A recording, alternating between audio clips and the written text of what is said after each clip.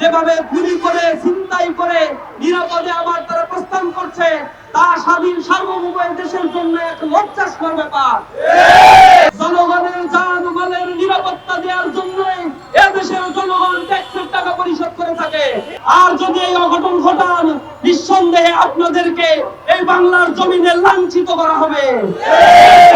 আমরা অনতি বিলম্বে সরকারের উচ্চপদস্থ যে সকল কর্মকর্তা রয়েছে, আইন শৃঙ্খলায় নিয়োজিত যে সকল বাহিনী রয়েছে, তাদেরকে আরো সক্রিয় হয়ে জনগণের জান মালের নিরাপত্তা নিশ্চিত করার জন্য বিনীতভাবে আহ্বান জানাচ্ছি। আমরা বলতে চাই, বিগত 2 মাসে আজ ফেব্রুয়ারি আমরা দাঁড়িয়ে রয়েছে এখানে 24 ফেব্রুয়ারি 24 তারিখ পর্যন্ত, এখন পর্যন্ত জানুয়ারি এবং ফেব্রুয়ারিতে 336টি বিচার বহির্ভূত হত্যাকাণ্ডের ঘটনা মিডিয়ার মাধ্যমে আমরা জানতে পেরেছি। আমরা দেখেছি প্রায় 797টি ঘটনা আমাদের সামনে মিডিয়ার মাধ্যমে এসেছে, যেখানে ছিনতাইয়ের ঘটনা ঘটেছে, 104টি ধর্ষণের ঘটনা ঘটেছে। আমরা গভীর উদ্বেগের সাথে লক্ষ্য করেছি, এই দেশে আইন শৃঙ্খলার পরিস্থিতি জুলাই বিপ্লবোত্তর যেভাবে ভালোভাবে পরিচালিত হওয়ার কথা, সেই ক্ষেত্রে যথেষ্ট অনমনীয় এবং ঢিলেঢালা ভাব সরকারের পক্ষ থেকে আমরা প্রদর্শন দেখতে পাচ্ছি। আমরা সরকারকে অনতি বিলম্বে কার্যকর পদক্ষেপ গ্রহণের জন্য আহ্বান জানাচ্ছি। আমরা আরো লক্ষ্য করছি, আওয়ামী ফ্যাসিবাদ পতনের পর থেকে বিভিন্ন অনলাইন মাধ্যমে তারা বিভিন্নভাবে হুঙ্কার দেওয়ার চেষ্টা করছে, তারা গোপনে থেকে মিছিল মিটিং করার চেষ্টা করছে, তারা হরতাল ডাকছে, এর মধ্য দিয়ে তারা টার্গেট কিলিং করে দেশের আইন শৃঙ্খলা পরিস্থিতি অস্থিতিশীল করে দেশকে অকার্যকর করার জন্য চেষ্টা করছে। আমরা দৃঢ়ভাবে বলতে চাই, আওয়ামী ফ্যাসিবাদদের অতি দ্রুত আইডেন্টিফাই করে বিচারের কাঠগড়ায় দাঁড় করাতে হবে। আওয়ামী লীগ গণহত্যার সাথে জড়িত ছিল, এই হত্যাকাণ্ডের সাথে যারা জড়িত ছিল তাদেরকে গ্রেফতারের পরে আবার জামিন দিয়ে ছেড়ে দেওয়া হচ্ছে।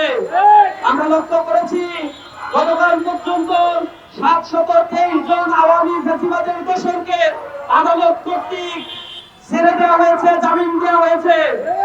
আমরা শঙ্কিত, এই চিহ্নিত সন্ত্রাসীরা বাংলাদেশের আনাচে কানাচে তারা আওয়ামী ফ্যাসিবাদের সময় যে পরিমাণে অর্থ লোপাট করেছিল, সেই অর্থ আজ বাংলাদেশকে অকার্যকর করার জন্য বিভিন্নভাবে ব্যবহার করার জন্য চেষ্টা করছে।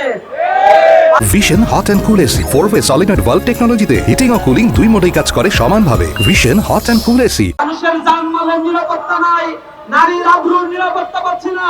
গতকাল বনশ্রীর যে ঘটনা ঘটেছে, আমরা উদ্বিগ্ন হয়ে পড়েছি, যেভাবে গুলি করে ছিনতাই করে নিরাপদে আবার তারা প্রস্থান করছে, তা স্বাধীন সার্বভৌম দেশের জন্য এক লজ্জাস্কর ব্যাপার। প্রশাসন যদি ব্যবস্থা নিতে ব্যর্থ হন, তাহলে আমরা উদাত্ত আহ্বান জানাবো, আপনারা ওই গতি ছেড়ে দিন। আমরা তাদের কাছে আহ্বান জানাই, ছাত্র জনতাকে সাথে নিয়ে আপনারা একটা কমিউনিটি গড়ে তুলুন, আহ্বান জানান। আমরা আপনাদেরকে সাপোর্ট দেওয়ার জন্য প্রস্তুত রয়েছি। আমরা এলাকায় এলাকায় কমিউনিটি গড়ে তুলবো, চাঁদাবাজ, ধর্ষক, ছিনতাই, লুটেরাজদের বিরুদ্ধে আবার আমাদের গর্জন শুরু হবে ইনশাআল্লাহ। আমরা মানুষদেরকে নিরাপদ দেখতে চাই। এদেশের ট্যাক্সের টাকায় যারা ওই পুলিশের পোশাক পরে রয়েছেন, সেনাবাহিনী যারা আইন শৃঙ্খলার দায়িত্বে রয়েছেন, তাদের প্রতি আহ্বান জানাই, জনগণের জান মালের নিরাপত্তা দেওয়ার জন্যই এদেশের জনগণ ট্যাক্সের টাকা পরিশোধ করে থাকে, তার মাধ্যমে আপনাদের বেতন হয়। সুতরাং এই দেশের প্রতি, এই সমাজের প্রতি দায়বদ্ধতার জায়গা থেকে আমাদের দেশকে সার্বভৌমত্ব ফিরিয়ে নিয়ে আসার জন্য, এ দেশের আইন শৃঙ্খলা পরিস্থিতি ফিরিয়ে নিয়ে আসার জন্য কার্যকর উদ্যোগ গ্রহণের জন্য সরকারের প্রতি উদাত্ত আহ্বান জানাচ্ছি। সর্বোপরি আমরা দেশবাসীকে বিনীতভাবে অনুরোধ জানাচ্ছি, প্রতিটি এলাকায় এলাকায় নিজেদের পক্ষ থেকে এক একটি কমিউনিটি আমাদের গড়ে তুলতে হবে। সামাজিকভাবে চাঁদাবাজদের, ধর্ষকদের, ছিনতাইকারীদের বয়কট করতে হবে।